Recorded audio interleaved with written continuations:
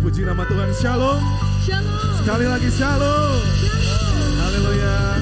Jemaat Tuhan bersyukur saat ini kita boleh ada di rumah Tuhan untuk memuji memuliakan Tuhan. Saya tahu itu satu kerinduan untuk memuliakan Tuhan ada di dalam hati kita. Amin. Mari sama-sama kita satukan hati kita, kita beribadah, tunduk kepala kita satu di dalam doa. Terima kasih Tuhan Yesus, Allah yang baik, Allah yang selalu ada menyertai kehidupan kami. Terima kasih karena Engkau selalu menyediakan sesuatu bagi kami Tuhan. Kami selalu berharap kepadamu Bapa. Hidup kami untuk Engkau Tuhan. Dan saat ini kami mau membawa persembahan kami, pujian, penyembahan kami untuk kemuliaan Tuhan. Kami tahu Engkau ada di tempat ini Tuhan. Roh Kudus-Mu mengalir melingkupi kami sehingga hadirat Allah dapat kami rasakan saat ini. Terima kasih Bapa, kami siap memuji menyembah Tuhan. Di dalam nama Yesus. Haleluya. Amin. Haleluya Yesus Tuhan. Terima kasih Tuhan. Tiada yang seperti Engkau, begitu mengasihiku. Kau Tuhan sanggup menjawab seru doaku. Sekali lagi sama-sama.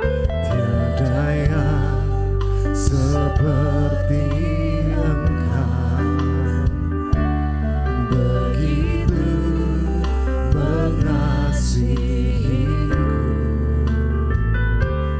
Kau Tuhan sanggup melawan seluruh kehidupanku.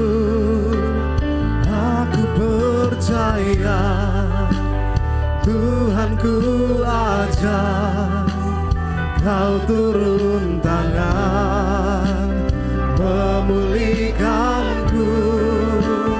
Aku percaya Tuhanku dahsyat, Kau turun tangan memberkatiku. Berikan sorak-sorai bagi Tuhan Yesus yang dahsyat. Sama-sama nyanyikan. Tiada yang seperti Engkau. Amin. Begitu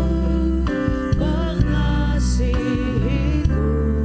Kau Tuhan yang sanggup menjawab pergumulan kami Tuhan. Sanggup menjawab semua seru doa. Sekali lagi tiada yang seperti Engkau Tuhan. tiada yang Seperti Engkau, begitu mengasihiku. amin Yesus.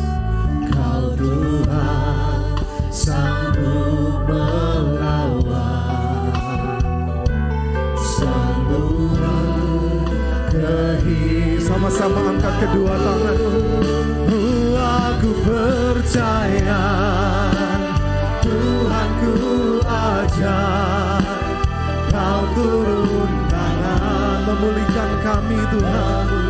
Aku percaya Tuhan, oh Tuhanku dahsyat, Kau turun tangan Mari jemaat kita berdiri bersama-sama. Katakan aku percaya Tuhan, Tuhanku ajaib, Kau turun tangan memulihkan. Aku percaya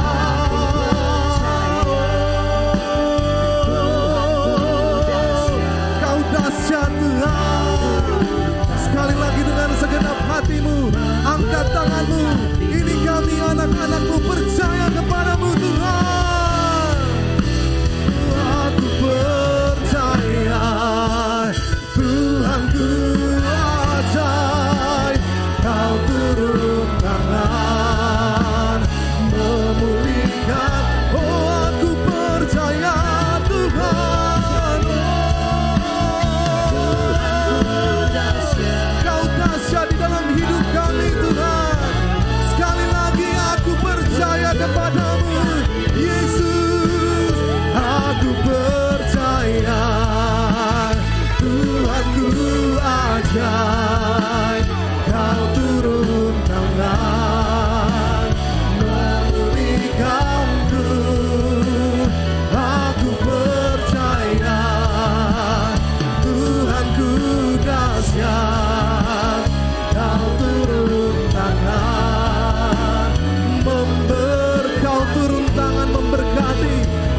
turun tangan memberkatiku, Kau turun tangan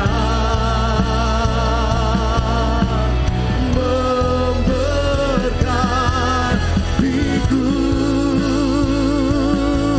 Sorak-sorai kemuliaan bagi Yesus Tuhan. Haleluya.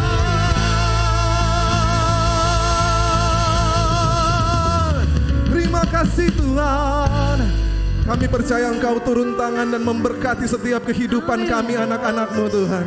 Karena itu kami senantiasa mau lebih lagi untuk memuji Tuhan. Mari sama-sama yang saya katakan amin. Haleluya. Berikan sorak-sorai bagi Yesus Tuhan.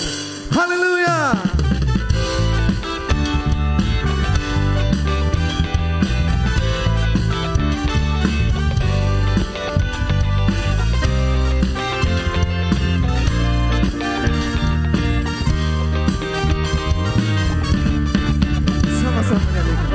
Apakah kau payah mencari-cari?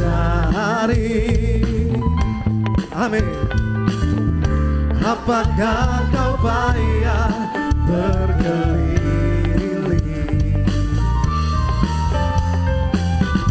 Bawalah sekarang segala susahmu hanya pada kaki Yesus Tuhan. Pada kaki Yesus serahkanlah. Sama-sama katakan serahkanlah. Serahkanlah. Serahkanlah. Oh, serahkan pada Yesus segala beban yang menindih hidupmu. Serahkanlah. Serahkanlah. Serahkanlah. Serahkan pada Yesus, Dia akan ganti segala duka menjadi suka. Haleluya Tuhan.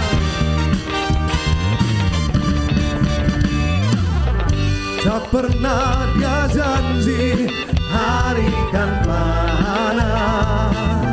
Haleluya. Tak pernah Dia janji pasti akan hujan. Tapi Yesus berjanji Dia selalu memberi kekuatan. Tapi Dia berjanji memberi kekuatan. Amin. Bila topang ganas melandamu, sama-sama lambaikan tanganmu kepada Tuhan. Serahkanlah. Serahkanlah. Serahkanlah. Serahkan pada Yesus segala beban yang menindih hidupmu. Serahkanlah. Serahkanlah. Serahkanlah. Serahkan pada Yesus, Dia akan ganti segala duka. Sekali lagi angkat tanganmu, satu hati katakan serahkanlah. Serahkanlah. Serahkanlah. Oh, serahkan pada Yesus segala beban yang menindih hidupmu. Oh, serahkanlah. Serahkanlah. Serahkanlah. Serahkan pada Yesus, Dia akan ganti segala duka. Sekali lagi dengan segenap hatimu katakan serahkanlah. Serahkanlah. Serahkanlah. Oh, serahkan pada Yesus segala beban yang menindih hidupmu. Oh, serahkanlah. Serahkanlah. Serahkanlah. Serahkan pada Yesus, Dia akan ganti segala duka menjadi suka. Percaya Dia ganti segala dukamu. Dia akan ganti segala duka menjadi suka. Oh, Dia akan ganti segala duka menjadi suka. Haleluya.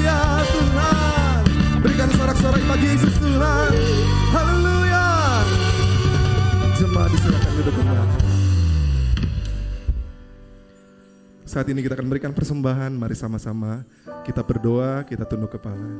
Terima kasih Tuhan Yesus, kami yakin ketika kami berharap kepadamu, menyerahkan semua, kami yakin jalan keluar telah Engkau siapkan bagi kami Tuhan, karena Engkau Allah yang menyayangi kami. Dan saat ini Engkau yang telah memberkati kami rindu memberikan persembahan.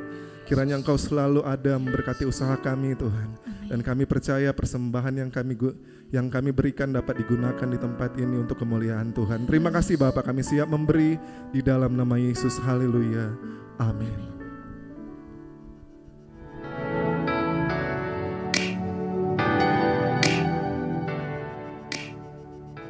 Shalom jemaat Tuhan, kami mengucapkan selamat datang bagi jemaat Tuhan yang baru pertama kali bergabung dalam ibadah raya GBI FOCC Palu. Bagi jemaat Tuhan yang rindu bertumbuh di gereja ini, dan bagi jemaat Tuhan yang belum memiliki KAJ atau kartu anggota jemaat, saudara dapat menghubungi full timer di lobi depan gereja. Dan inilah Sunday Update Minggu 22 September 2024.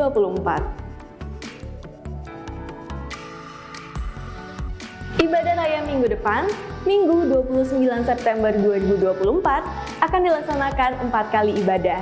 Dan ibadah raya anak Bethel Kids FOCC Palu dilaksanakan pukul 8 dan 10 pagi. Bagi Bapak Ibu, diharapkan untuk membawa anaknya datang beribadah. Ibadah doa malam, hari Kamis 26 September 2024, pukul 7 malam. Dalam ibadah doa malam, bagi jemaat Tuhan yang butuh didoakan, ada hamba-hamba Tuhan yang akan mendoakan saudara. Ibadah doa puasa setiap hari Jumat bertempat di Menara Doa.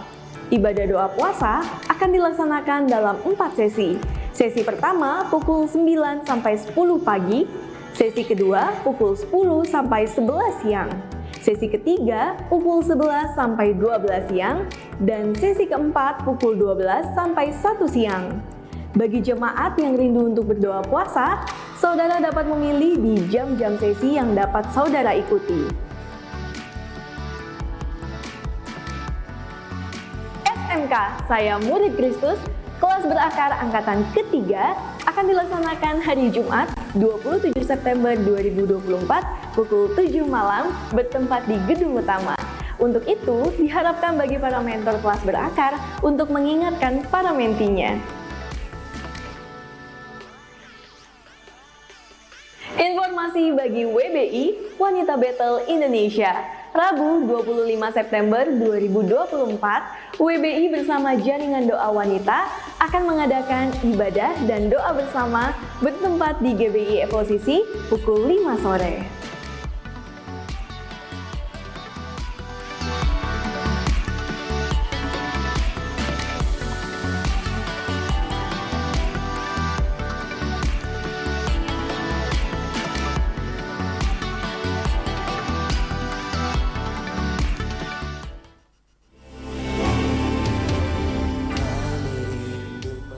Dalam rangka memperingati hari ulang tahun Kota Palu yang ke-46, maka Jaringan Doa Sekota, gereja dan juga lembaga Kristen akan menyelenggarakan ibadah doa dan syukur HUT Kota Palu yang akan diadakan pada hari Sabtu 28 September 2024 di depan kantor Wali Kota Palu atau halaman kantor Wali Kota.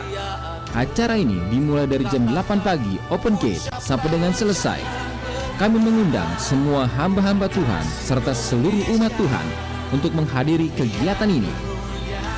Mari berdoa bersama untuk memberkati Kota Palu.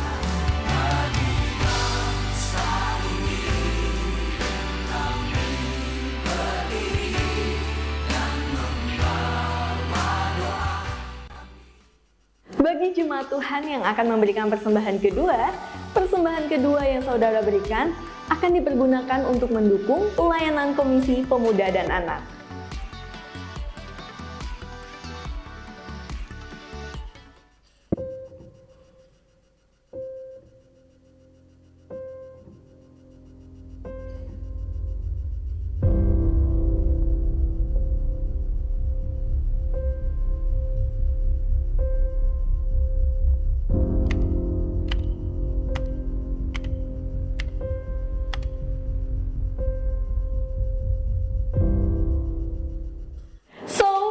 teman-teman anak rantau, jangan lewatkan ibadah KKR anak rantau besok hari Senin 23 September 2024 pukul 7 malam bertempat di gedung utama. See you! Syukur kepada Allah karena karunia-Nya yang tak terkatakan itu. Mari persiapkan hati dan pikiran kita untuk mendengarkan firman Tuhan. Selamat hari Minggu, Tuhan Yesus memberkati. Mari kita siapkan hati kita mau lebih lagi menikmati hadirat Tuhan. Sebab segala sesuatu yang terjadi dalam hidup kita tahu bahwa segala sesuatunya atas izin Tuhan. Amin. Yang setuju katakan amin. Amin. Mari berikan tepuk tangan buat Tuhan Yesus. Semua yang terjadi di dalam hidupku, ku tahu atas seizin-Mu Tuhanku. Apa yang Kau perbuat di dalam hidupku, ku terima semua sebagai anugerah-Mu. Lagi katakan, semua yang terjadi di dalam hidupku, ku tahu atas seizin-Mu Tuhanku. Apa yang Kau perbuat di dalam hidupku, ku terima semua sebagai anugerah-Mu. Ku bersyukur Tuhan untuk semua yang ku alami. Ku bersyukur Tuhan, Kau beriku kekuatan. Ku percaya Engkau selalu besertaku, takkan tinggalkanku. Lagi katakan, ku bersyukur Tuhan untuk semua yang ku alami. Amin. Ku bersyukur Tuhan, Kau beriku kekuatan. Ku percaya Engkau selalu besertaku, takkan tinggalkanku. Mari bawa hatimu, buka hatimu, angkat suaramu, nyatakan sama Tuhan. Semua yang terjadi di dalam hidupku, ku tahu atas seizin-Mu Tuhanku. Apa yang Kau perbuat di dalam hidupku, ku terima semua sebagai anugerah-Mu. Mari biar jemaat Tuhan nyanyikan. Semua yang terjadi di dalam hidupku,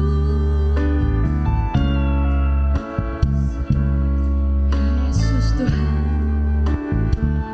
kami mau nyatakan pagi hari ini Bapa, bahwa segala sesuatu yang Kau perbuat dalam hidup kami itu mendatangkan kebaikan bagi kami Tuhan.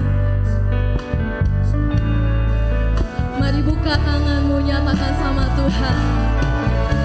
Ku bersyukur Tuhan untuk semua yang ku alami. Ku bersyukur Tuhan, Kau beriku kekuatan. Ku percaya Engkau selalu besertaku, takkan tinggalkanku. Mari angkat tinggi tanganmu, senam hatimu, nyatakan sama Tuhan.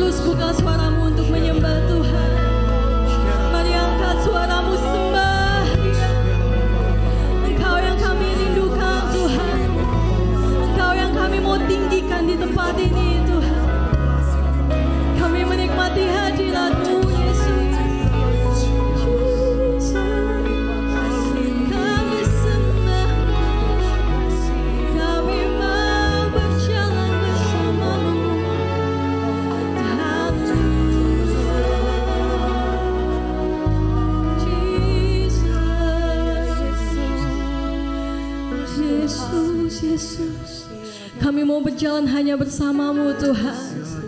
Biarlah Engkau memegang setiap langkah kami Tuhan. Engkau yang menuntun setiap langkah hidup kami Bapa. Terima kasih Tuhan Yesus, terima kasih. Kami tahu Tuhan, bahkan di titik terendah kami punya Allah seperti Engkau, Allah yang setia, yang tidak pernah meninggalkan kami Bapa. Kami bersyukur Tuhan. Terima kasih Tuhan. Haleluya. Bila Engkau tak besertaku,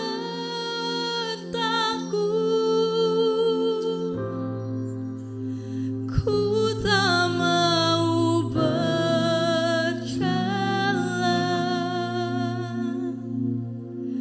Ku perlu Tuhan, pimpin langkahku dengan kasih karunia-Mu.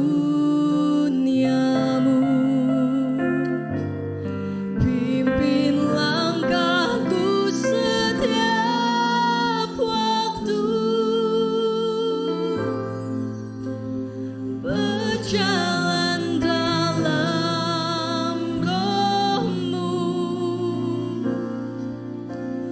Nyatakan Tuhan kemuliaan-Mu dan berjalanlah denganku. Mari jemaat Tuhan nyanyikan. Bila Engkau tak besertaku, dengan iman kami mau nyatakan Tuhan, inilah kerinduan kami kepadamu Yesus. Sebab kami memerlukan Engkau Tuhan.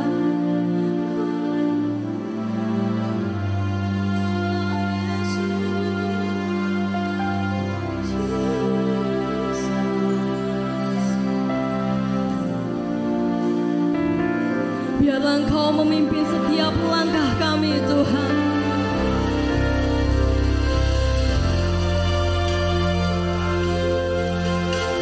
Nyatakan berjalan dalam Roh-Mu. Nyatakan Tuhan kemuliaan-Mu dan berjalanlah denganku.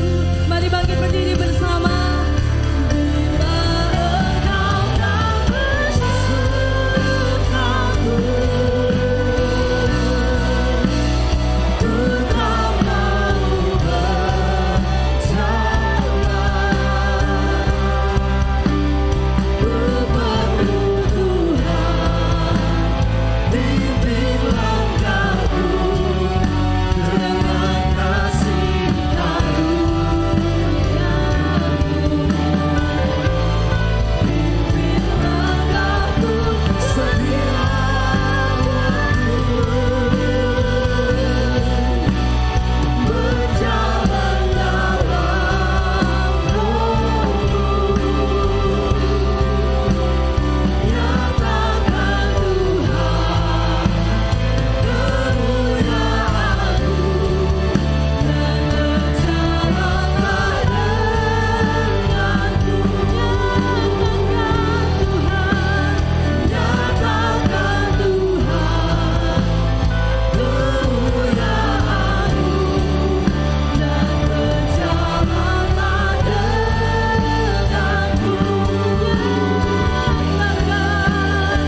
Nyatakan Tuhan kemuliaan-Mu. Dengan iman katakan, dan berjalanlah denganku. Dengan sorak-sorai bagi Tuhan Yesus. Ini doa kami Tuhan, ini permohonan kami, ini yang kami selalu sampaikan kepadamu Tuhan, karena kami sadar kami tidak dapat berbuat apa-apa tanpa Tuhan menolong kami, tanpa Tuhan memegang tangan kami, tanpa Tuhan yang menyertai kami. Setiap kekuatan kemampuan kami ada batasnya, tapi Engkau Allah yang tak terbatas itu yang akan terus menolong dan mampukan kami berjalan di tengah-tengah dunia yang penuh dengan kejahatan, di tengah-tengah dunia yang berdosa, di tengah-tengah dunia yang penuh dengan kegelapan. Biar Allah Roh Kudus yang akan terus menolong kami, mampukan kami sehingga perjalanan hidup kami di tengah-tengah dunia ini kami boleh lalui dalam pemeliharaan dan pertolongan Tuhan yang sempurna. Kami boleh menyelesaikan perjuangan iman kami dalam kekuatan pertolongan Tuhan sendiri. Terima kasih kami ada di rumah-Mu menaikkan pujian syukur penyembahan pada pagi hari ini. Dan saatnya kami akan belajar dari firman-Mu, karena firman-Mu itulah yang selalu mengajar kami apa yang seharusnya kami lakukan dalam hidup kami, sehingga kami tidak menyimpang ke kanan atau ke kiri, tapi hidup kami senantiasa dituntun oleh firman-Mu. Langkah-langkah kami senantiasa diarahkan oleh firman-Mu. Terima kasih Tuhan, urapi hamba-Mu yang penuh dengan keterbatasan, biar kiranya Roh Kudus yang akan menolong kami, memberikan pengertian pemahaman sehingga firman-Mu yang kami akan baca, firman-Mu yang kami akan renungkan, kami dapat mengerti, pahami untuk kami lakukan dalam hidup kami setiap hari. Kami berdoa dalam nama Yesus, haleluya, amin. Silakan duduk kembali. Shalom, selamat pagi Bapak Ibu Saudara yang dikasihi Tuhan. Kita jumpa lagi pada ibadah kita hari ini, semua karena anugerah Tuhan tentunya ya. Tema kita untuk bulan ini, tema besar kita adalah memiliki pikiran dan perasaan Kristus. Dan untuk minggu ini tema kita adalah penghukuman versus pengampunan. Mari saya ajak kita untuk membuka dalam Hosea. Bapak Ibu bisa melihat nanti di layar ya, karena mungkin sebagian saudara belum punya Alkitab terjemahan baru edisi 2. Saya akan membacakan dari terjemahan baru versi 2. Hosea pasal 11 ayat 1 sampai ayatnya yang ke-11. Oleh Lembaga Alkitab Indonesia memberikan judul Kasih Tuhan Mengalahkan Kekerasan Hati Orang Israel. Ketika Israel masih muda, kukasihi dia. Dan dari Mesir kupanggil anakku itu. Semakin dipanggil, semakin mereka mengikuti jalan mereka sendiri. Mereka mempersembahkan kurban kepada para Baal dan membakar kurban untuk patung-patung. Padahal akulah yang mengajar Efraim berjalan dan mengangkat mereka di tanganku. Tetapi mereka tidak menyadari bahwa aku menyembuhkan mereka. Aku menarik mereka dengan tali kemanusiaan, dengan ikatan kasih. Bagi mereka aku seperti orang yang mengangkat kuk dari tulang rahang mereka. Aku membungkuk untuk memberi mereka makan. Bukankah mereka harus kembali ke tanah Mesir? Biarlah Asyur menjadi raja mereka, sebab mereka menolak untuk bertobat. Pedang akan mengamuk di kota-kota mereka, memusnahkan palang-palang pintu mereka, dan akan memakan mereka akibat rancangan-rancangan mereka. Umatku bersikeras membelakangi aku. Mereka memanggil kepada Baal dan berhenti meninggikan namaku.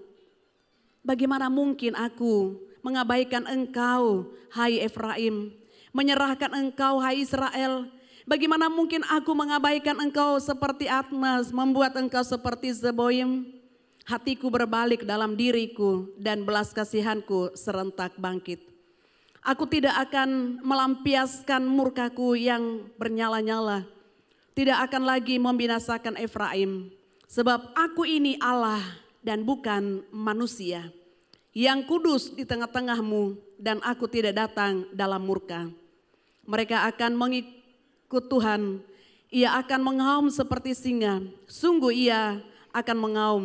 Anak-anak akan datang dengan gemetar dari barat, dengan gemetar datang seperti burung dari Mesir dan seperti merpati dari tanah Asyur. Lalu aku akan menempatkan mereka lagi di rumah-rumah mereka. Demikianlah firman Tuhan. Bapak Ibu saudaraku yang dikasihi oleh Tuhan, saya akan mengawali khotbah saya pada pagi hari ini dengan satu kisah yang terjadi di Georgia, salah satu negara bagian Amerika Serikat yang ini ditulis terjadi tahun 1971. Dikisahkan bahwa ada seorang lelaki yang sudah punya keluarga tentunya ya, punya istri yang cantik, istri yang baik, tetapi sayangnya lelaki ini menyia-nyiakan istrinya, ya. Dia tidak menghargai istrinya, bahkan dia sering melakukan kekerasan kepada istrinya dan juga anak-anaknya. Si laki-laki ini seringkali pulang malam, kemudian dalam keadaan mabuk-mabukan, dalam keadaan mabuk, kemudian dia memukuli istrinya, dia memukuli anak-anaknya. Kemudian suatu hari laki-laki ini mengambil satu keputusan untuk mengadu nasib di kota besar. Tapi apa yang dilakukan oleh laki-laki ini, dia mencuri tabungan istrinya, kemudian dia pergi ke kota. Bapak Ibu Saudara-saudaraku yang dikasihi Tuhan, sayangnya bahwa di kota dia terjerumus dengan gemerlapnya kota ya. Selain dia juga membuat bisnis atau melakukan bisnis, dia juga dikatakan bahwa masuk dalam free sex, obat-obatan terlarang, judi hingga akhirnya dia bangkrut. Kemudian otak jahatnya itu mulai berpikir untuk bagaimana caranya mendapatkan uang. Ya. Kemudian dia melakukan dengan cek kosong. Saudara yang dikasihi Tuhan, tindakan itu akhirnya membuat dia ditangkap dan kemudian harus dihukum penjara selama 3 tahun lamanya. Tahukah saudara bahwa menjelang pembebasannya, dia rindu kepada istri dan anak-anaknya. Dia menulis surat kepada mereka. Dia menceritakan bagaimana cintanya, bagaimana rindunya kepada mereka dan ingin kembali dengan mereka. Tetapi si laki-laki ini sadar bahwa itu tidak mungkin gitu ya. Karena apa? Dia sudah sangat jahat dengan istrinya, dia sering memukuli anak-anaknya dan pasti anak-anak dan istrinya ini mendendam dia dan sakit hati kepadanya dan sekian lama dia tinggalkan mereka tidak menafkahi dan pasti mereka akan menolak dia. Itu sebabnya di akhir suratnya dia menulis seperti gini. Sayang, engkau tidak perlu menunggu aku, tapi jika engkau masih ada perasaan padaku, maukah kau nyatakan? Jika kau mau aku kembali padamu, ikatkanlah sehelai pita kuning di satu-satunya pohon oak yang ada di taman kota. Apabila aku lewat dan tidak menemukan sehelai pita kuning, tidak apa-apa. Aku akan tahu dan mengerti. Aku tak akan turun dari bis dan akan terus ke kota yang lain dan aku janji tidak akan pernah mengganggu kehidupanmu dan anak-anak lagi. Saudaraku yang dikasihi Tuhan, kemudian surat ini dia kirim kepada istrinya. Dan apa yang terjadi bahwa menjelang hari lepas dari hukumannya, ternyata tidak ada balasan surat dari istrinya ini. Kemudian si laki-laki ini dia naik bis, kemudian dia menceritakan apa yang terjadi dan kemudian dia mengajak teman-teman dalam bisnya itu untuk apa? Untuk melihat kalau ada pita kuning gitu ya. Dia berkata bahwa tolong pelan-pelan ya. Dan ternyata apa yang terjadi saudara?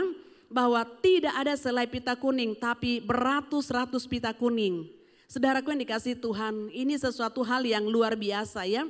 Apa yang saya mau katakan dari cerita ini, dari pengalaman seorang laki-laki yang tidak layak, tidak pantas, tidak seharusnya dia menerima kasih dari istrinya, menerima pengampunan dari istrinya dan juga anak-anaknya.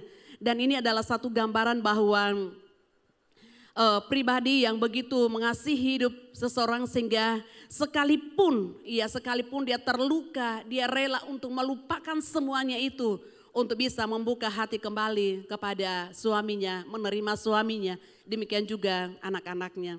Bapak Ibu Saudara-saudaraku yang dikasihi Tuhan, membahas dan mengkhotbahkan pengampunan versus penghukuman atau penghukuman versus pengampunan. Ini rasanya saudara terlalu jauh dari jangkauan saya. Saya kira juga mungkin Bapak Ibu Saudara mengalami hal yang sama. Ketika saya menyampaikan rasanya mudah, tetapi ketika kita mempraktekkan itu bukan sesuatu hal yang gampang. Bukan segampang seperti yang kita ungkapkan. Tetapi apakah kemudian kita tidak akan mempraktekkan firman Tuhan ini? Alkitab berkata bahwa bukan oleh kuat dan gagah kita, tetapi roh Tuhan yang ada dalam hidup kita. Itulah yang akan memampukan saudara dan saya.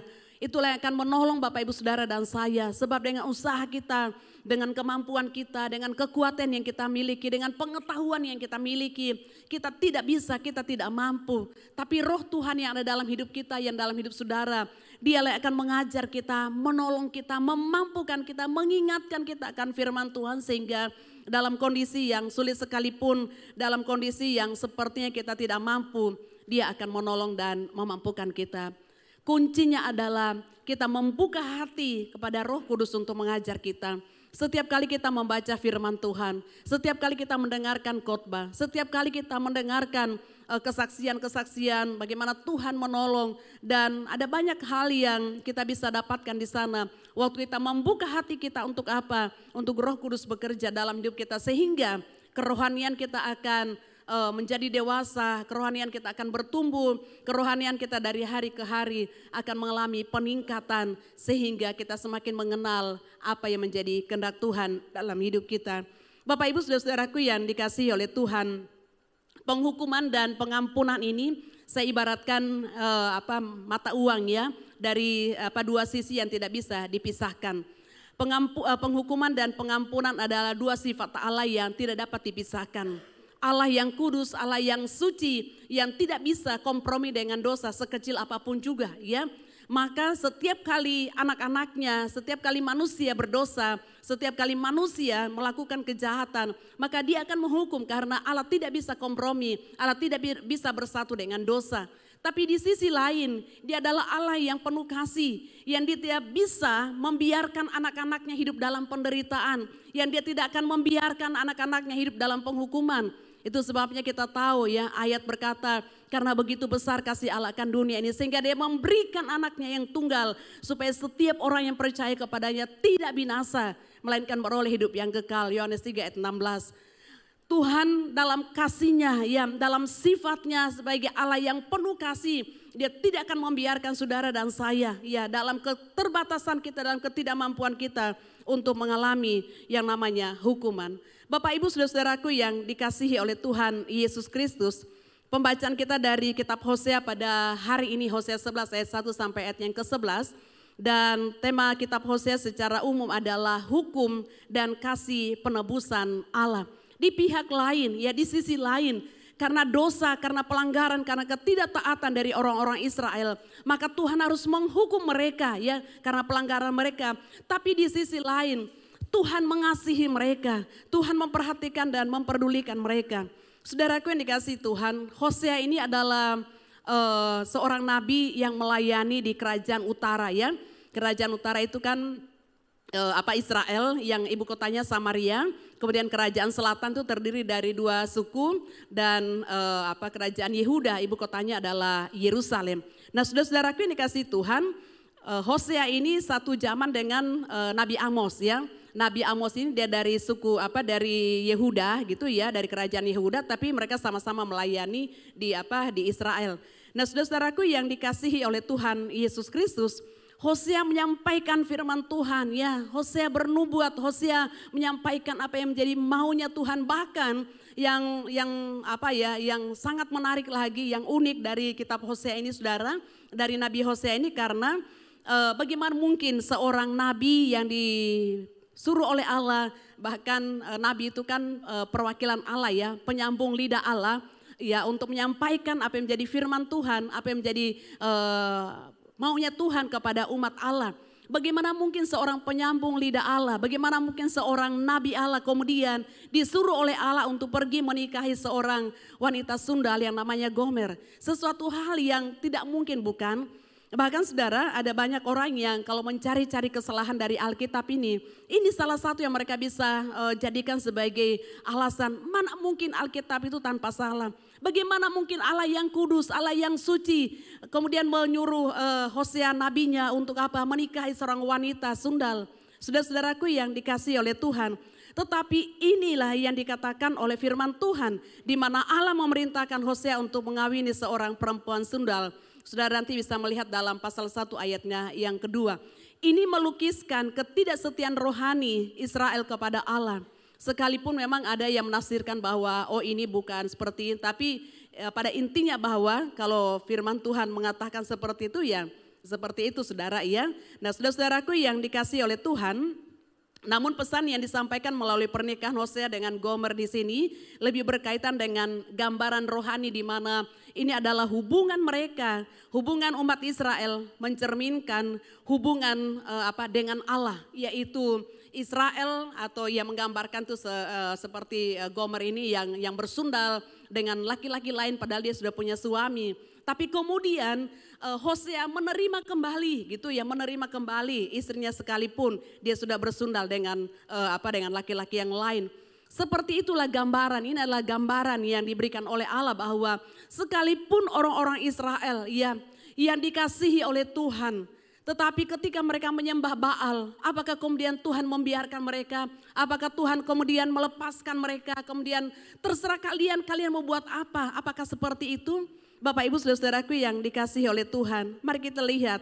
Ada 3 hal yang saya ingin bagikan pada siang hari ini, ada 3P. Yang pertama adalah pengkhianatan.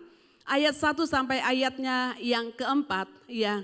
Pengkhianatan yang dilakukan oleh orang-orang Israel. Padahal ayatnya yang pertama dikatakan begini, dari Mesir kupanggil anakku. Ya, secara spesifik Tuhan memanggil orang Israel ini dengan sebutan anak. Tuhan memanggil mereka dengan anak. Saudara nanti bisa membandingkan dalam Keluaran pasal 4 ayat yang ke-22. Dikatakan bahwa Israel ialah anakku, anakku yang sulung. Saudaraku, mereka adalah anak yang dipanggil oleh Allah, disebut oleh Allah sebagai anak, bahkan anak sulung. Kemudian dalam pasalnya yang ke-11 ayat yang kedua, apa yang mereka lakukan sebagai seorang anak, dikatakan bahwa mereka murtad dan tidak taat.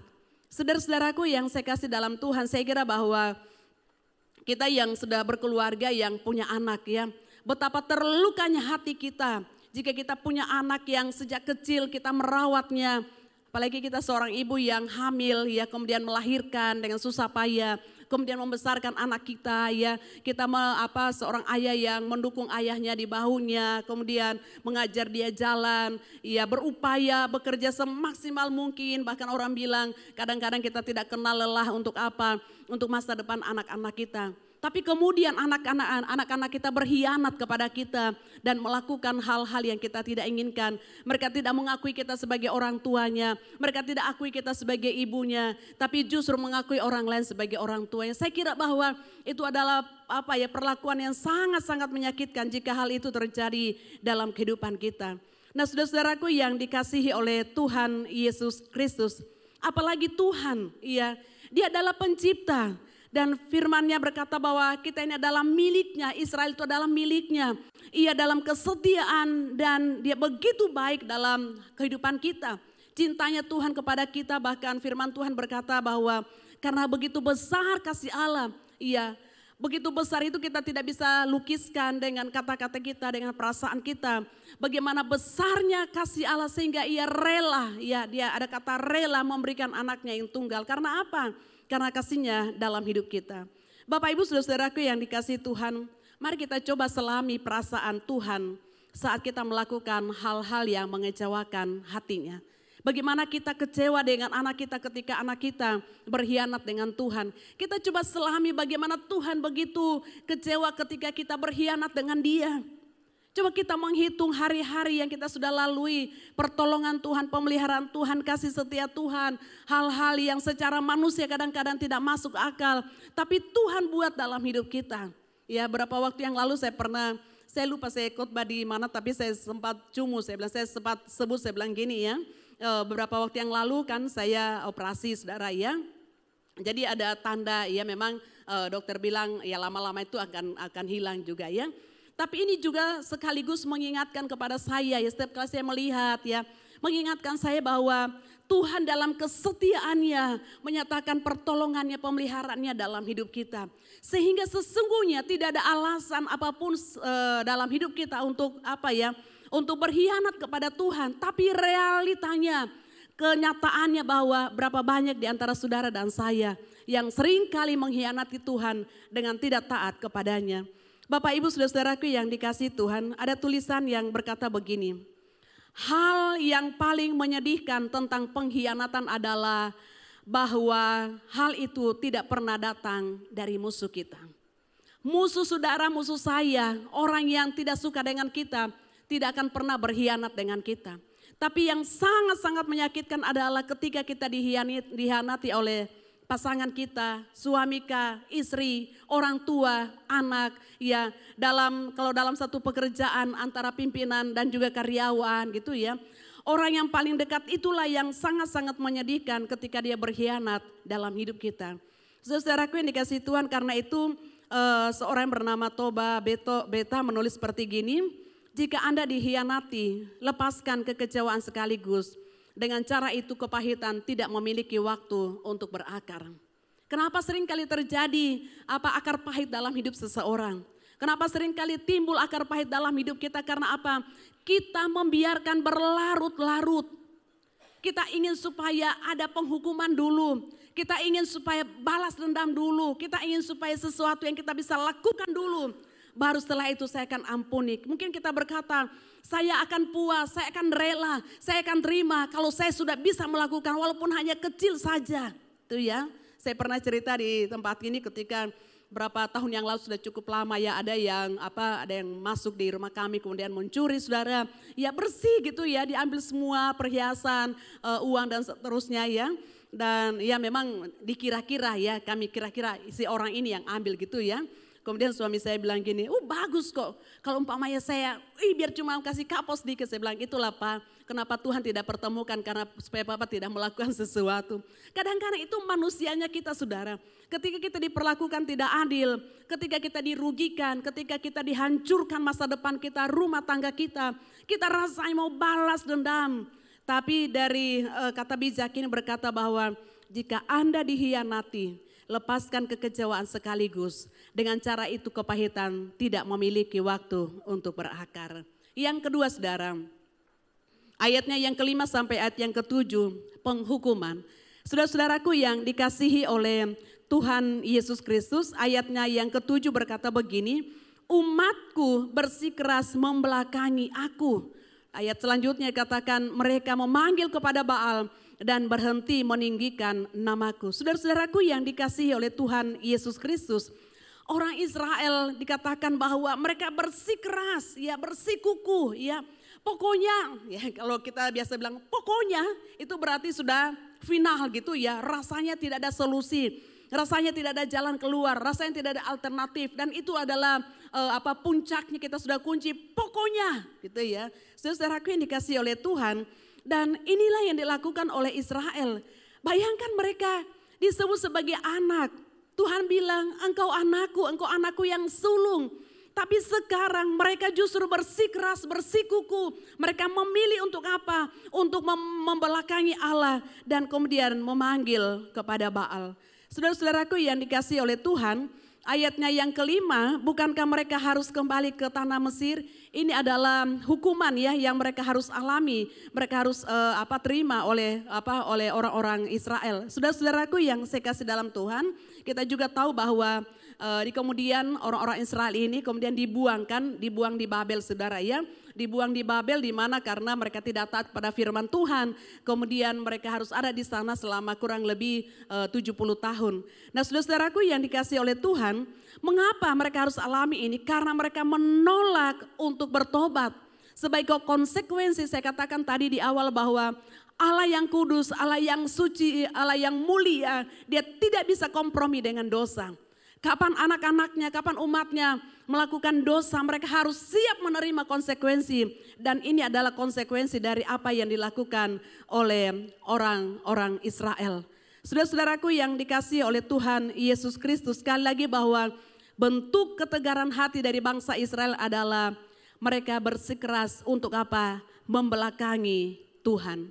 Bapak Ibu saudara-saudaraku yang dikasihi oleh Tuhan, jika hari ini saya mau katakan bahwa kita baik-baik saja, kita aman-aman saja. Walaupun mungkin kita hidup dalam dosa dan beda dengan kita masih hidup dalam dunia, berarti kita masih bisa berdosa karena kita masih hidup dalam daging. Tapi hidup dalam dosa artinya bahwa kita berkecimpung ya dengan dosa yang sama, kita menghidupi dosa tersebut dan kita aman-aman saja. Saya mau katakan begini bahwa hanya dua kemungkinan. Bahwa saudara masih diberikan kesempatan oleh Allah untuk bertobat. Jangan tunggu kalau Tuhan tidak memberikan lagi kesempatan saudara ya. Kalau Tuhan masih memberikan kesempatan, bertobatlah dari setiap dosa dan kejahatanmu. Dari dosa yang mungkin hanya engkau dan Tuhan yang tahu. Mungkin suamimu, mungkin istrimu, orang tuamu, anak-anakmu, orang yang dekat dengan engkau tidak tahu. Tapi ada satu pribadi yang tahu apa yang kita sedang lakukan hari ini. Karena itu kalau Tuhan masih memberikan kesempatan, bertobatlah karena ada waktunya, tidak ada lagi kesempatan. Atau yang kedua saya mau katakan begini seperti yang dikatakan dalam atau ditulis dalam Ibrani 12 ayat yang ke-8 berkata begini. Namun jikalau kamu bebas dari didikan yang harus diterima setiap orang, kamu adalah anak-anak haram dan bukan anak-anak yang sah. Ya, sebab dalam bagian ini dikatakan bahwa kalau kita ini anak-anak yang sah, kita disesah, kita diajar oleh Bapa kita karena kita anaknya. Bagaimana mungkin seorang ayah kemudian mendidik anak orang lain gitu ya, melakukan sesuatu untuk didikan pada orang lain? Tidak, dia akan melakukan itu kepada anaknya. Tujuannya supaya anaknya tidak melakukan lagi, tidak mengulangi lagi. Tapi tadi saya katakan di ibadah yang pertama saya bilang gini, bagaimana kita mendidik anak kita saudara, ya tentunya ada tekniknya ya. Jangan sampai Bapak Ibu yang masih punya anak kecil bahkan yang sudah besar mungkin masih dipukul, jangan menggunakan tangan saudara ya. Tangan kita ini kita pakai untuk apa? Untuk memberkati anak-anak kita. Jangan sampai nanti anak-anak bingung ya, mereka tidak bisa membedakan mana tangan harus pukul mereka, mana tangan yang memberkati mereka. Biasanya kalau pasangan-pasangan yang akan menikah saya selalu katakan seperti gitu. Jangan gunakan tanganmu untuk memukul pasanganmu. Jangan, karena saya bilang satu permintaan saya biasa kalau konseling pranikah saudara ya, saya bilang jangan sekali-kali menurunkan tanganmu kepada suamimu, kepada istrimu atau kepada anak-anakmu ya. Karena tangan yang kita pakai untuk apa? Untuk memberkati suami, memberkati istri gitu ya, memberkati anak-anak kita ya. Dan juga saudara, jangan sampai anak-anak kita bingung mana papa marah memberkati saya. Jangan sampai mungkin tangan kita akan belai kepada anak kita. Lalu anak kita jadi takut gitu karena apa? Dia selalu trauma bahwa tangan yang sama yang sering kali digunakan untuk memukul anak. Nah saudara-saudaraku yang dikasih Tuhan, kalau kita ini adalah anak yang sah, maka kita siap ketika Tuhan menghajar kita ya. Ketika Tuhan mendidik kita, ketika Tuhan menegur kita, karena apa? Kita ini adalah anaknya. Ya, seorang anak pasti akan diajar oleh ayahnya, pasti ditegur oleh orang tuanya. Begitu juga Allah kita, begitu juga Bapa kita. Tapi kalau hari ini ada yang aman-aman saja, tidak ada yang yang mengganggu gitu ya. Seolah-olah bahwa kok Tuhan tidak hukum saya, Tuhan tidak apa-apakan saya. Bisa jadi bahwa saudara bukan anak yang sah. Rasanya kan tidak nyaman kalau kita disebut sebagai anak haram, bukan? Nah saudara-saudaraku yang dikasih Tuhan, yang ketiga adalah pengampunan. Ayat yang ke-8 sampai ayatnya yang ke-11, ayatnya yang ke-8 berkata begini. Ada kata, masakan aku membiarkan engkau hai Efraim. Ayat yang ke-8 saya baca begini, bagaimana mungkin aku mengabaikan engkau hai Efraim, menyerahkan engkau hai Israel. Kemudian yang berikutnya, bagaimana mungkin aku mengabaikan, ya tidak mungkin, artinya bahwa tidak mungkin Tuhan membiarkan Efraim, tidak mungkin Tuhan akan membiarkan ya Israel. Saudara-saudaraku yang dikasih oleh Tuhan. Kemudian ayat selanjutnya bagian terakhir berkata, hatiku berbalik dalam diriku dan belas kasihanku serentak bangkit. Ketika Tuhan menghukum Israel, ketika Tuhan mau menghukum Efraim, di sisi lain Alkitab berkata bahwa hatiku berbalik dalam diriku dan belas kasihanku serentak bangkit. Karena tidak mungkin rasanya Tuhan akan menghukum kemudian membinasakan orang Israel. Saudara pernah baca ya dalam bacaan-bacaan kita yang lalu itu ya. Ketika suatu saat Tuhan berikhtiar untuk membunuh semua orang Israel. Kemudian Musa pasang badan gitu ya, Tuhan kalau begitu enggak usah saja kau bawa umat Israel keluar dari Mesir. Saudaraku yang dikasih Tuhan tuh kasih seorang pemimpin yang luar biasa. Waktu saya membaca kisah dari Musa, seorang Musa saja yang masih berdosa, yang masih salah, bisa keliru, punya hati yang seperti gitu. Tuhan, jangan sampai Engkau binasakan umat Israel, apatah lagi Bapa kita di surga. Sekalipun dia harus menghukum oleh karena kejahatan dari orang Israel, kejahatan mereka, tetapi Alkitab berkata bahwa hatiku berbalik dalam diriku dan belas kasihanku serentak bangkit.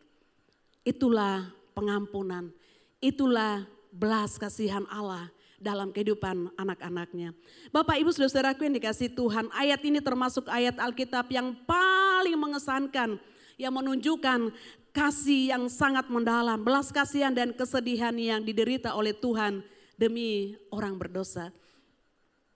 Mungkin dalam pikiran kita seperti gini, kalau saya berdosa Tuhan menghukum, kalau saya datang kepada Tuhan, Tuhan menerima, lalu seperti itu saja. Tetapi sadarkah kita bahwa Tuhan di dalam kekudusannya, dalam kesuciannya, dia tidak bisa kompromi dengan dosa. Tapi di sisi lain, di pihak yang lain, dalam kasihnya, dia pasti menerima dia pasti mengasihi kita. Bahkan dikatakan bahwa dia menderita oleh karena manusia yang berdosa. Dia mau supaya anak-anaknya mau taat, tunduk, dan setia kepada Tuhan. Bapak Ibu Saudaraku yang dikasihi oleh Tuhan, ayat ini juga menunjukkan bahwa dia Allah yang bukan saja berbelas kasihan bagaikan Bapa yang memperhatikan anak-anaknya, tapi dia juga yang menuntun mereka, yang menolong mereka, yang menyertai mereka. Perjalanan bangsa Israel menuju ke tanah Kanaan, ya, selama kurang lebih 400 tahun, bukan waktu, selama kurang lebih 40 tahun, bukan waktu yang singkat. 400 tahun mereka ada di Mesir, kemudian 40 tahun dalam perjalanan. Itu bukan waktu yang singkat. Tuhan menyertai mereka, Tuhan menolong mereka, Tuhan mencukupkan segala kebutuhan mereka. Apakah itu kurang buat mereka? Tetapi lihatlah bahwa orang-orang Israel tetap berkhianat kepadanya. Tetapi di dalam kasihnya Allah berkata bahwa dia mengasihi mereka. Bapak Ibu Saudara-saudaraku yang dikasihi oleh Tuhan Yesus Kristus, apa yang dialami oleh umat Tuhan, apa yang dialami oleh bangsa Israel, bahwa di dalam kasih Allah, di dalam kasihnya dia mengasihi mereka, dia mengampuni mereka. Bapak Ibu Saudara-saudaraku yang dikasihi oleh Tuhan, dia adalah tabib yang bukan saja menuntun, tapi dia juga menyembuhkan orang-orang Israel. Bahkan bagian firman Tuhan dalam ayatnya yang keempat berkata bahwa ia membungkuk untuk memberi mereka makan. Dalam bahasa teologianya itu ada menggunakan kata ken gitu ya. Tuhan berkasih karunia, dia Allah yang maha mulia, dia Allah yang maha tinggi, dia Allah yang maha kuasa, rela untuk membungkukkan diri untuk apa? Untuk menolong anak-anaknya. Saudara, kalau ada yang kita hormati kita pasti membungkuk, bukan? Iya. Ya selamat pagi gitu ya, kecuali maaf ya waktu lalu-lalu biasa ada istilah bahwa kalau orang biasa mau baca caleg gitu, wah dihormat, nanti setelah sudah jadi sudah lupa gitu ya.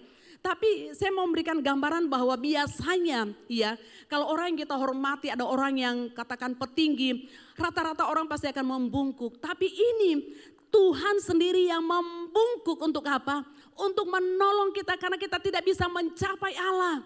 Dalam keberdosaan kita, dalam ketidakmampuan kita, yang berinisiatif untuk menyelamatkan bukan diri kita, bukan manusia, tapi Allah. Itulah bukti kasih yang Tuhan tunjukkan bagi kita anak-anaknya. Ada satu tulisan yang menarik berkata begini, pengampunan sejati adalah ketika Anda dapat berkata, terima kasih atas pengalaman itu. Mampukah kita berkata, Tuhan terima kasih untuk pengalaman yang pahit.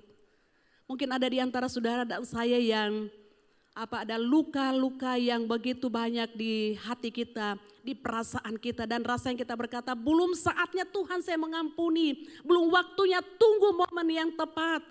Saya mau katakan bahwa jangan biarkan itu sampai akhirnya berakar, menghasilkan akar pahit. Pendeta Julianto Simajuntak dalam bukunya Mencintai Hingga Terluka, dia menulis begini, menunda pengampunan adalah bentuk pembalasan dendam yang halus. Betul saudara ya? Menunda pengampunan itu artinya bentuk pembalasan dendam. Kita balas dendam tapi halus. Kita tidak melakukan sesuatu. Mungkin kita tidak kita tidak mungkin pukul dia. Kita tidak suruh orang lain untuk melakukan. Tetapi kita sedang melakukan balas dendam secara halus dalam hati kita karena kita tidak mengampuni. Bapak Ibu saudara-saudaraku yang dikasihi Tuhan, pikiran Kristus, hati Kristus adalah tidak bisa kompromi dengan dosa.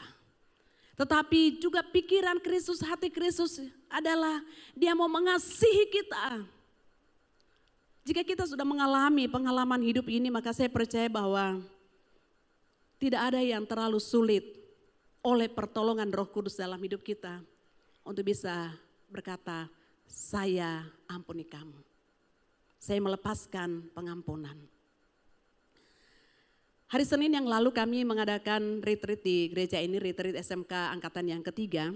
Kemudian pembawa materi, Pendeta Saran Sihombing menceritakan pengalamannya ketika masih kecil. Dia bertanya gini, adakah di antara kalian di sini yang kalau melakukan kesalahan kemudian dimasukkan di karung kemudian dipukul? Pasti tidak ada, bukan? Jarang ya, mungkin dari semua peristiwa mungkin cuma baru satu kali yang saya dengar gitu ya. Tapi itulah kami, dia bilang. Kami bersaudara itu mungkin hanya adiknya yang paling bungsu yang mungkin tidak terlalu menikmati, tidak terlalu merasakan. Tapi setiap kali mereka melakukan kesalahan, melakukan kekeliruan, maka apa yang terjadi? Maka ayah mereka ya salah satu hukuman, dia masukkan di karung kemudian dia pukul dengan kalau kita bisa pukul berhadapan langsung kan kita masih bisa lihat ya, yang mana kita akan, yang mana yang belum dipukul. Tapi kalau dalam karung kira-kira seperti apa? Tapi kemudian apa yang dikatakan oleh hamba Tuhan ini, itulah karena ketidaktahuan Bapa kami waktu dia mendidik kami. Tapi ketika dia berjumpa dengan Tuhan, kemudian dia mengerti dan memahami, dia minta maaf kepada anak-anaknya. Bapak Ibu saudara-saudaraku yang dikasihi oleh Tuhan, hari ini mungkin hati kita sedang ada luka-luka di perasaan kita, di pikiran kita. Setiap kali kita lihat si A, si B, langsung kayak membara gitu ya, api kemarahan dalam hati kita. Setiap kali kita mengingat hanya menyebut satu huruf saja, ya kemudian langsung ingat peristiwa itu dan itu sangat-sangat menyakitkan. Hari ini saya mau katakan bahwa kalaupun mungkin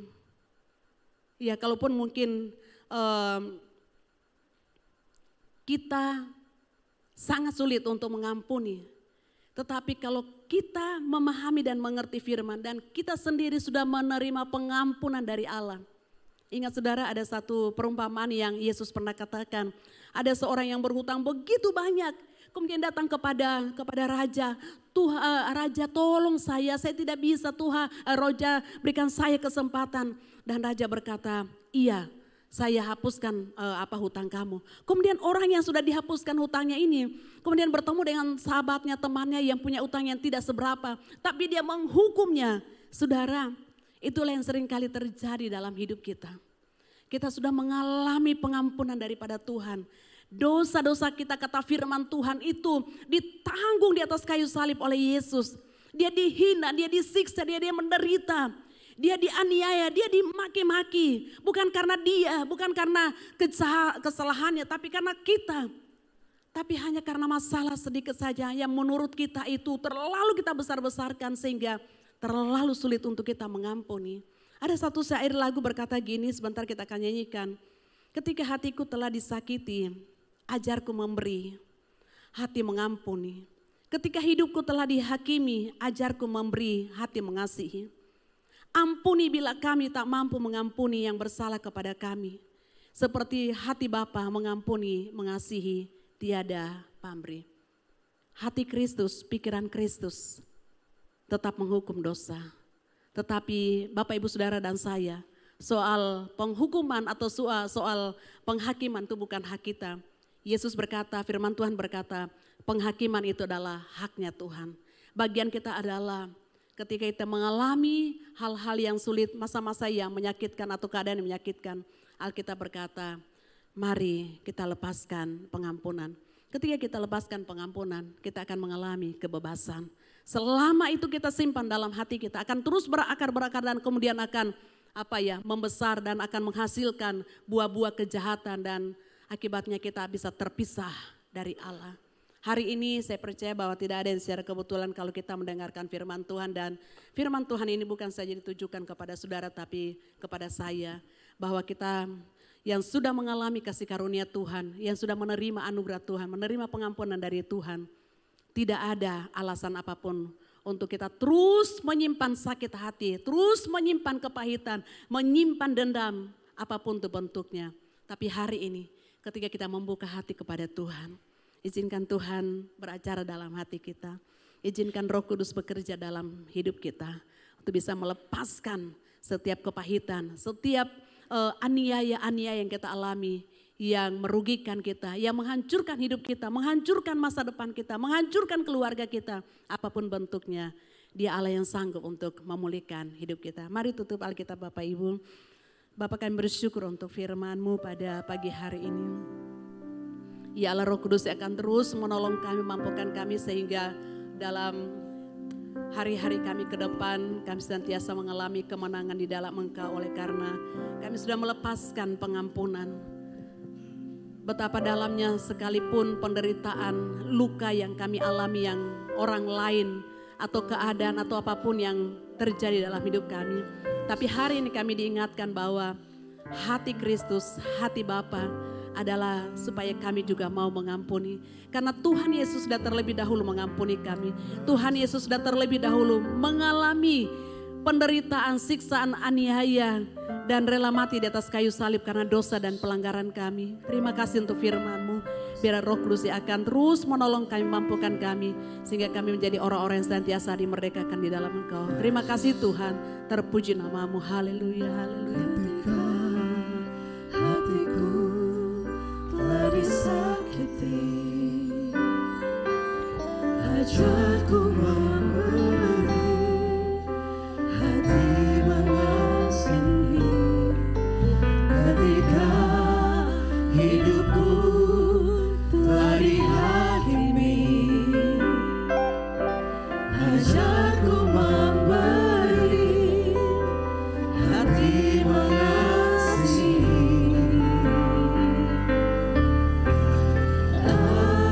Ampuni bila kami tak mampu mengampuni yang bersalah kepada kami, seperti hati Bapa mengampuni, mengasihi, tiada pamrih. Sedang jemaat untuk bangkit berdiri.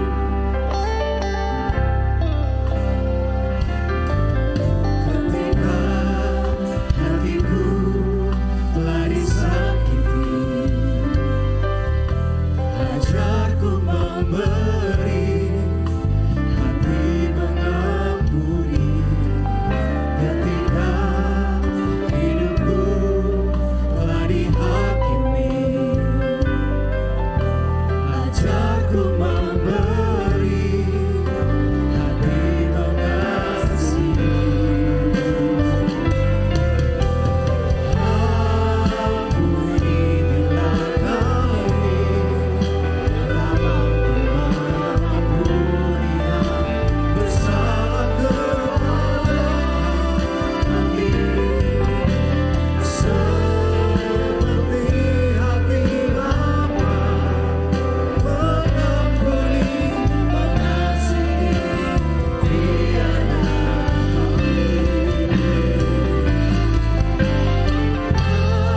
ampuni bila kami tak mampu mengampuni yang bersalah kepada kami, seperti hati Bapa mengampuni, mengasihi, tiada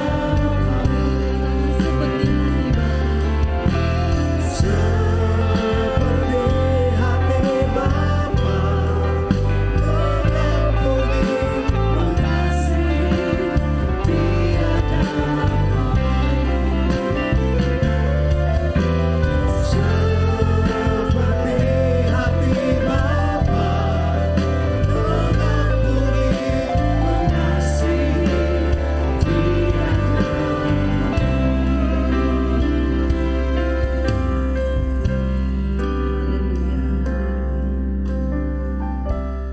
Biarlah lagu ini bukan hanya sekedar keluar dari kata-kata dari mulut kami, tetapi biarlah ini sungguh-sungguh Tuhan firman-Mu dapat mengubah kami. Inilah merupakan permohonan kami kepada Tuhan. Berikanlah kami hati Bapa yang tahu mengampuni. Kami menyadari Tuhan bahwa seringkali kami pun menghakimi orang. Kami tidak mampu untuk mengampuni. Tetapi Engkau mengajar kami Tuhan, supaya kami memiliki hati-Mu. Kami memiliki pikiran dan perasaan sebagaimana yang ada di dalam Engkau Tuhan Yesus. Kami sadar Tuhan, kami bukan orang yang benar. Kami bukan orang yang paling baik. Kami adalah orang berdosa yang Engkau sudah tebus dengan darah-Mu. Sehingga kami dilayakkan di hadapan-Mu Tuhan. Sehingga kami Tuhan bisa Engkau angkat untuk menjadi anak-anak Allah. Ini adalah anugerah Tuhan bagi kami. Yang mau menyucikan segala kesalahan dan dosa kami. Yang mau mengampuni kami. Itulah sebabnya ajar kami Tuhan. Untuk kami pun memiliki hati seperti hati-Mu Tuhan. Yang dapat melakukan sesuatu yang terbaik bagi sesama kami. Kami tidak melihat kekurangan orang lain. Karena kami Engkau sudah ampuni juga karena kami banyak kekurangan-kekurangan dan kesalahan. Itulah sebabnya Tuhan tolong kami. Biarlah Engkau menjamah hati kami semua. Seberapa banyak umat Tuhan yang hadir pada siang hari ini. Biar semua kami dijamah hatinya. Agar supaya kasih Kristus menguasai hati dan pikiran kami. Kasih-Mu Tuhan akan menguasai kami. Untuk kami dapat memiliki hati Bapa. Agar dalam hidup kami, dalam rumah tangga kami, dalam keluarga kami. Dalam pergaulan kami dimanapun kami berada. Kasih-Mu itu nyata dan dirasakan oleh banyak orang. Biar Tuhanlah yang dipermuliakan dalam hidup kami. Tuhan yang akan terus menyempurnakan kami Tuhan. Itulah sebabnya Tuhan tolong kami biarlah setiap firman Tuhan bisa merubah akan hal-hal yang tidak baik dalam hidup kami. Karakter sifat-sifat kami yang tidak baik. Agar supaya semakin hari kami semakin disempurnakan. Untuk menjadi sama seperti Kristus. Hidup kami di dunia ini dapat menjadi terang, menjadi berkat bagi orang lain. Ada kedamaian dalam hati kami juga dirasakan dimanapun kami berada, khusus dalam rumah tangga dan keluarga kami masing-masing. Terima kasih Tuhan, terima kasih. Kami yakin dan percaya seberapa banyak kami umat Tuhan yang hadir pada siang hari ini. Semua kami sudah dilawat dan dijamah oleh Tuhan. Ketika kami membuka hati kami, maka Roh Kudus akan menjamah kami.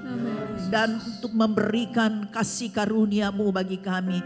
Kasih Kristus akan menguasai hati dan pikiran kami.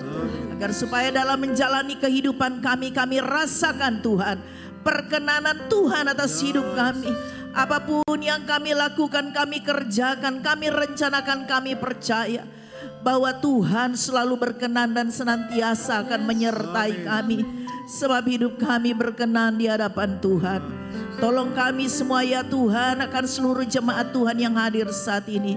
Kami yakin dan percaya semua kami sudah dilawat dan dijamah oleh Tuhan. Di dalam nama Yesus. Iman kami akan terus bertumbuh di dalam Engkau.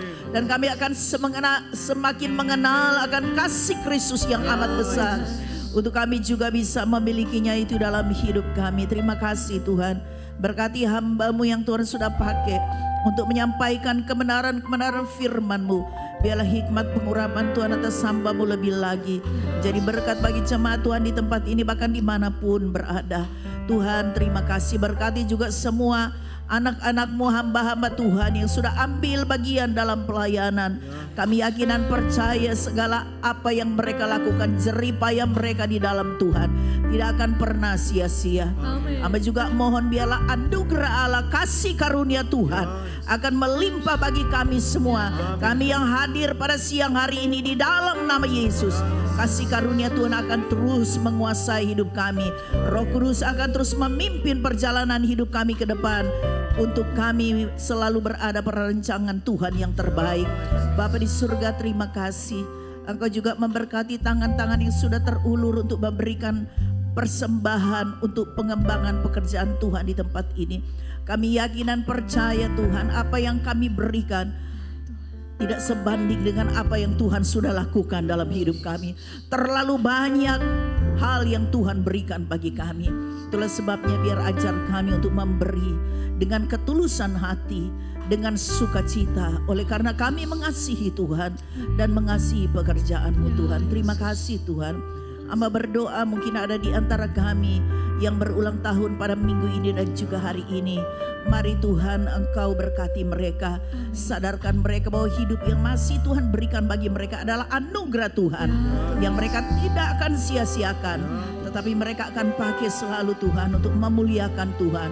Untuk selalu bersyukur buat anugerah Tuhan yang Tuhan sudah limpahkan bagi mereka. Hamba berdoa mungkin juga ada rumah-rumah tangga yang merayakan ulang tahun pernikahan pada minggu ini juga atau hari ini. Tuhan tahu siapa-siapa mereka. Hamba mohon biarlah berkat Allah, kasih karunia Tuhan tercurah bagi mereka. Ada sukacita, ada damai sejahtera Allah, ada kasih Kristus yang mengikat akan kehidupan rumah tangga mereka dalam nama Yesus. Anak cucu mereka diberkati oleh Tuhan.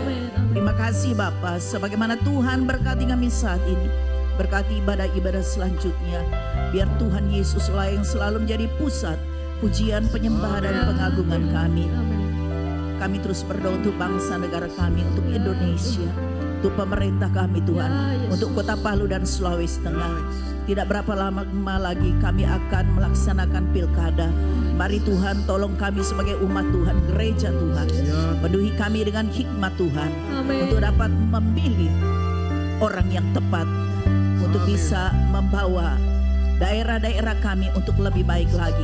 Ada kebebasan untuk beribadah dan Injil-Mu bebas akan diberitakan di Sulawesi Tengah bahkan di seluruh Indonesia.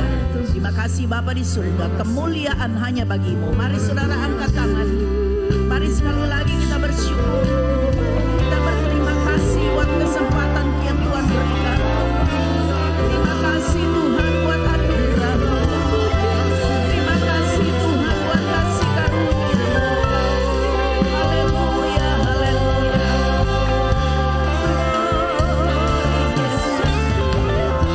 Terima kasih. Tuhan memberkati engkau dan melindungi engkau. Tuhan menyinari engkau dengan wajah-Nya dan memberikan engkau kasih karunia. Tuhan mengharapkan wajah-Nya kepadamu dan memberikan engkau damai sejahtera. Sebab itu saudaraku yang dikasihi oleh Tuhan Yesus, marilah kita pulang bersama-sama dengan berkat rahmat dari Allah Bapa, yaitu di dalam nama Tuhan kita Yesus Kristus, dan persekutuan dengan kuat kuasa Roh Kudus akan senantiasa menyertai kita semua, senantiasa memelihara dan melindungi kita, menguatkan kita setiap saat, serta memberkati kita semua mulai saat ini, besok dan seterusnya sampai Tuhan Yesus datang kembali. Haleluya. Yang percaya katakan sama-sama dengan iman. Amin. Selamat siang.